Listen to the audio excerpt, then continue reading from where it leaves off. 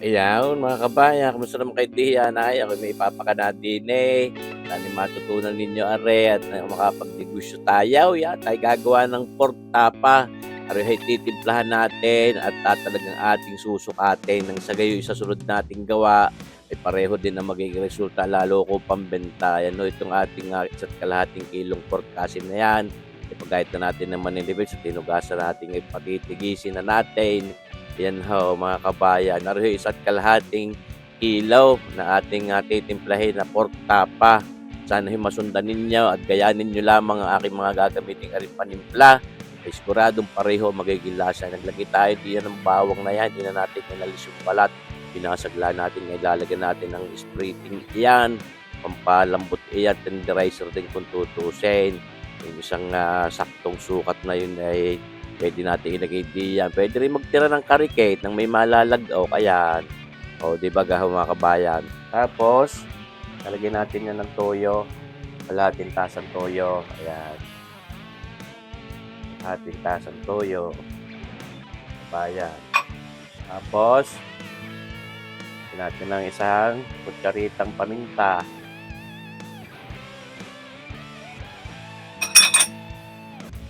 Tapos, lalagyan din natin ito mga kabayan ng black caramel na ito, mga 2 kutsara. Ito ay walang lasa, walang amoy. Pampatingkad lang ito ng kulay para mas masarap ang itsura, mas enticing itong ating tapa, lalo pag ipinarito na maipinitin. Patingkad ang kulay, mukhang masarap. Tapos, natin siya ng oyster sauce. Yan ho, mga 3 kutsarang oyster sauce yan. Ating itatakpak na dyan. 3 kutsarang oyster. Nga asim na rin karikit yun. Hindi rin tayo nagamit ng kalamunday o kalamansi dito. Sa halip, ang ginagamit natin ay red cane vinegar, mga 2 kutsara. Yan ho, mga kabayan. Dahil ito ay pampatibay din, kontrapanis, pampatatag ng ating tapa. Dahil yan ay pagkamot. Ating babanawin lang ito, siyempre mga kabayan. Halu-haluin natin ng ayos siya. Lalagay nyo na yung pork. Itong ating bawang na ito, pwede nating talagang durug-durugin pa rin kapag ayun. Hindi para mamin.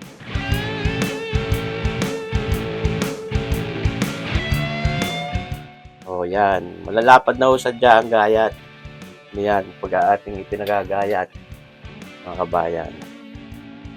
Utay-utay nating pagugulungin bawat isa.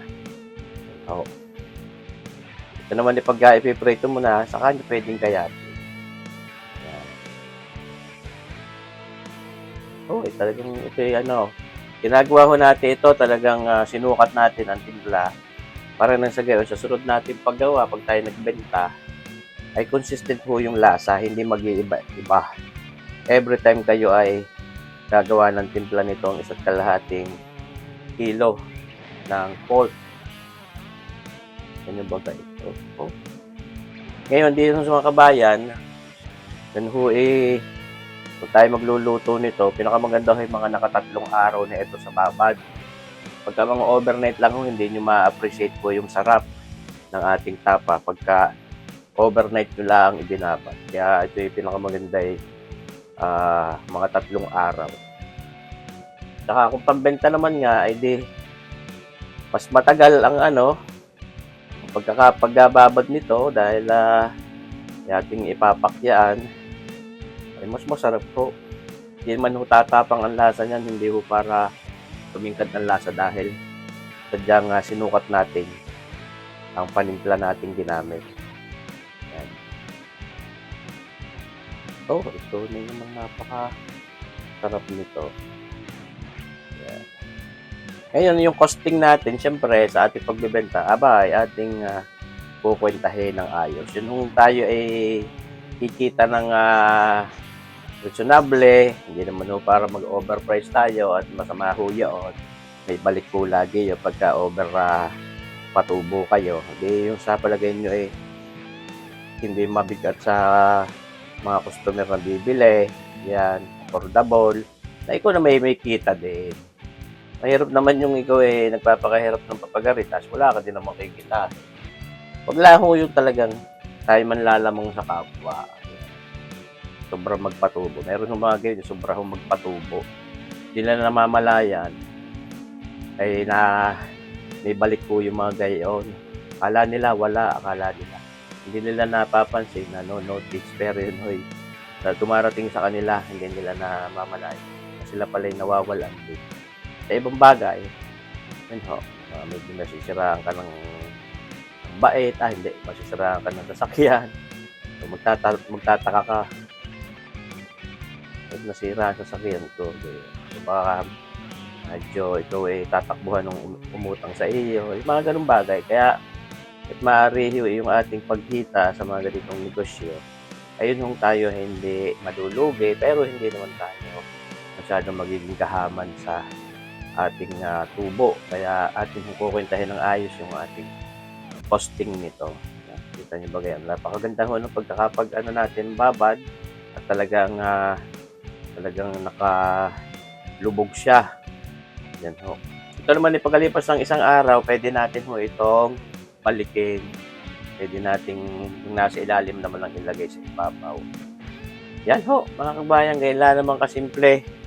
Yan ho. Siyempre, ito, ating titestingin din ito. Tayo magpiprito nito at ating titikman. Para nang sa gayon, sigurado tayong tama yung ating timpla. Baka naman napaalat o matabang.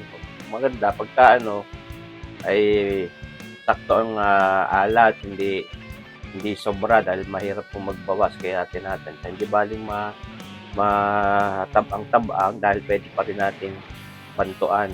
Kung alin man ang kulang, baway kulang tayo sa asin o sa toyo, edi ating dadagdagan, lalo na sa sunod na paggawa natin.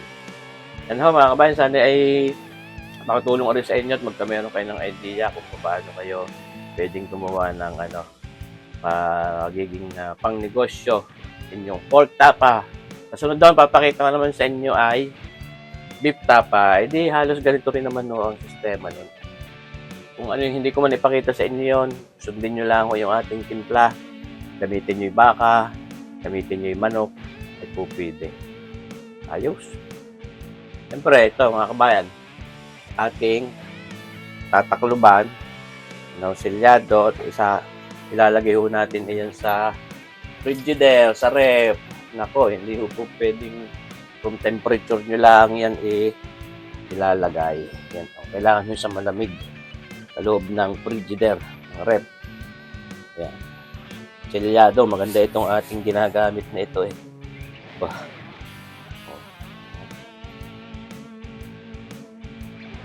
Oh. Ayun. At tayo magtitesting diyan mga kabayan, tayo piprito niyang ating tapa. Yan yung makalipas ng 3 araw. Yung ginat-get lang natin ng mga strips ni papagayaan. At yung ating lalatakan-titimusan na almusalain. Ay nakaw, tunay kayo mga kabayan. Sabi ko sa inyo, kung rin maluto, saktong-sakto ang lasa yung ating ginamit na panimpla. Sundan nyo lang mga kabayan at talagang pwede ng pambenta. Ayos nako, tunay kayo mga kabayan, makakapagnegosyo tayo dito. Talagang ako nagtesting uli kanina, ay napasarap po hindi na ibibinta. Kami na lang lalantakan din siguro sa sunod na lang pagtimpla kami magbibinta niyan. Yan ho, lantak na kayo mga kabayat, napakasarap ng pork tapa nating itaw. Sana na tutunan ho ninyo ang ating paggawa nito at sana na gusto itong ating video. Paano nyo pa rin natin mga susunod na videos. Mabuhay tayo lahat. God bless!